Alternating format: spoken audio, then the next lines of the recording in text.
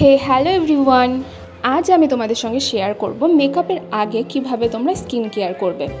যদি তোমরা এই স্টেপগুলো ফলো করে মেকআপ করো তাহলে মেকআপটা করার পর স্কিনটাকে ডাল লাগবে না, আপার লিপ এরিয়া থেকে মেকআপ উঠেও আসবে না। প্রথমেই ফেসের মধ্যে যত ফেসিয়াল হেয়ার আছে সেগুলোকে খুব ভালোভাবে রিমুভ করে নিতে হবে।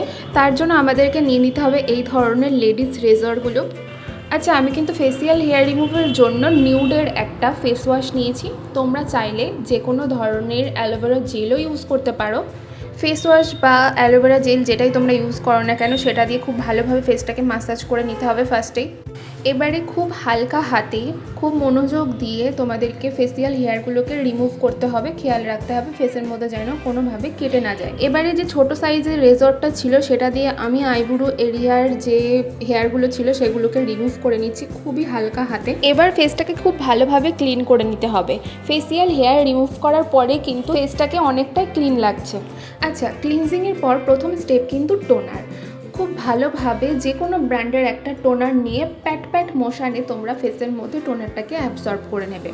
এরপর নিজেদের স্কিন টাইপ অনুযায়ী যে কোনো ব্র্যান্ডের যে কোনো একটা ময়শ্চারাইজার নিয়ে ফেসে খুব ভালোভাবে মাসাজ করে নাও এবং স্কিনটাকে 5 মিনিটের জন্য রেস্টে ছেড়ে দাও।